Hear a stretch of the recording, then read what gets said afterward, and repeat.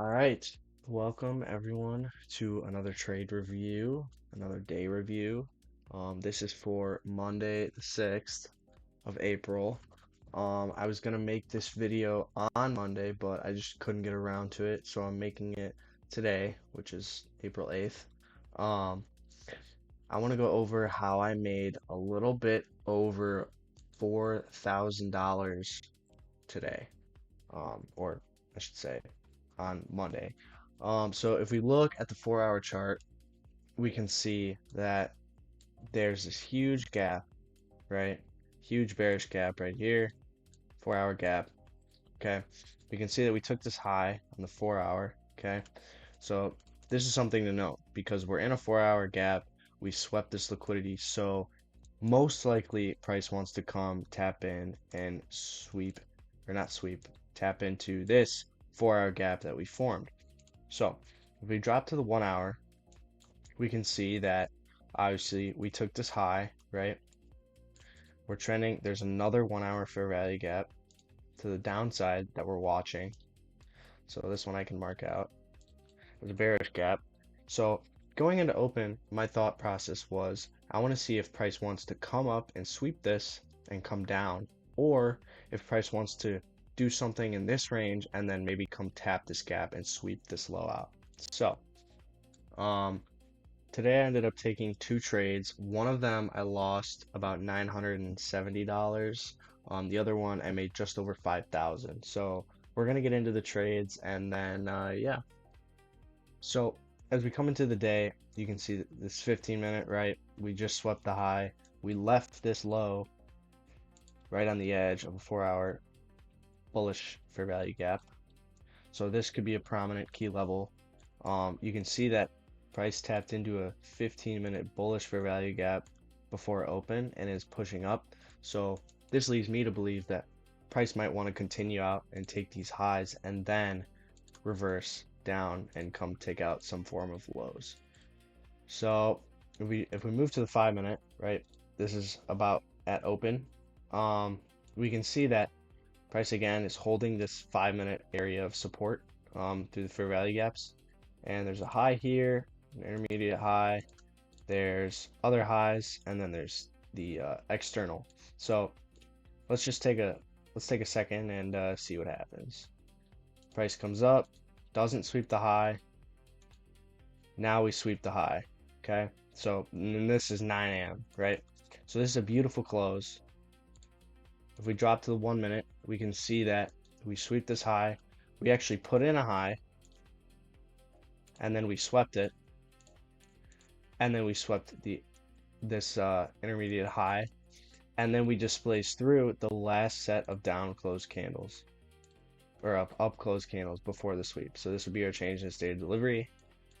And so I believe I went short about, I think 903 was my entry. So on this candle, right, I had 5 pips stop and I targeted the low just to see. Obviously, I know that there's external highs and price could continue up into that, but I just wanted to see if price wanted to reverse here. Something to note with the higher time frames when it comes to change in state of deliveries is in order for the move to be correct, you want to see displacement through that candle or through that area. And so what I mean by that is, on my 1-minute entries, obviously, we get displacement down. And in order to confirm the entry, this displacement means that price wants to go lower. But on the 1-minute, this could technically only mean that we want to take out this low or in a form of intermediate or internal lows.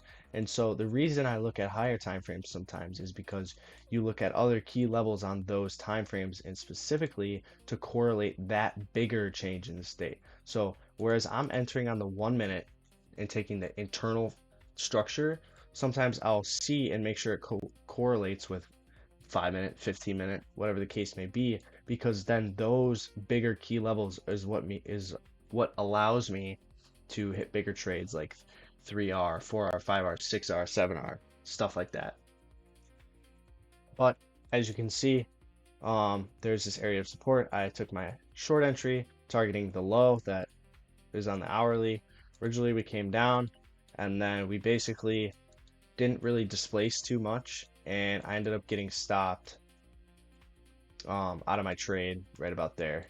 So that was my first L. So then once this move happened, I was kind of like, okay, maybe price doesn't want to go lower just yet. Maybe it is going to come out and sweep out these highs or form an SMT of some sort.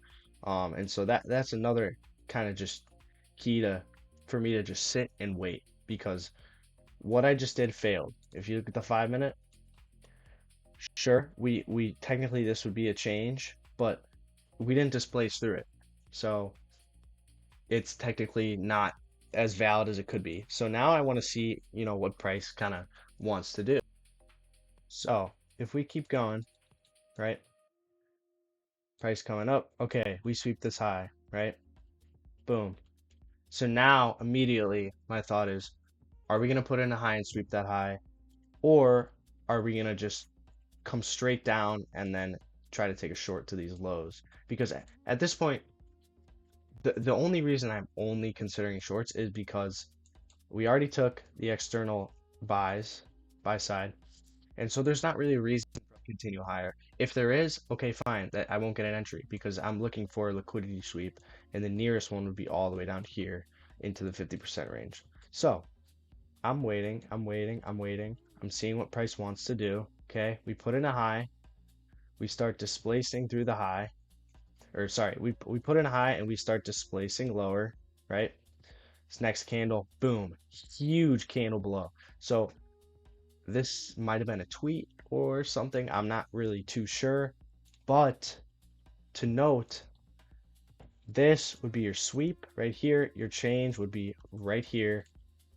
And to make matters even better, even though this is a massive displacement leg, we leave a fair value gap right here. So as soon as we go up into this fair value gap, I take my entry, because if I want shorts with the amount of displacement that just happened, we shouldn't take this high again. We should just continue lower. And just a reminder once again, we get our sweep here. We get our external sweep. Sorry, we get our external sweep. Displacement, you got our change of state of delivery. We get a bearish 1 minute for value gap right here. And sometimes the structure doesn't line up. Like if I look at the 5 minute, this close was interesting. Obviously, it looks like we're pushing up, but the 1 minute structure looked good enough for me to want to take the trade. So I entered about there, targeting this low of day. And you can see that price comes up, almost stops me out, and then basically just comes flying down. When we take this low, I move my stop to break even, and I slowly start bringing it down just so I can secure that profit. Price comes down and basically it chops around for a sec and then sweeps that target. So I netted about 5.04 RR, so my entry was a little bit less from there. But now, did price have to go all the way down here? No, it didn't. But that's why I move my stop down and I keep my risk tight. And I manage my trade as it falls. And so if we were to come back up, I would still secure some profit at that point. But yeah, so that was the second trade that I took. That made me about just over 5 grand. And so that's how I made about a little over 4 grand in a day. Beautiful trade. You don't get one like this very often, and when you do, you kind of know what's gonna happen. Um, it's almost like intuition entering up here, but there is the model that supports it anyways. So thank you guys for watching. Appreciate all the support. If you enjoyed, leave a like, subscribe, and I'll see you in the next one. Peace.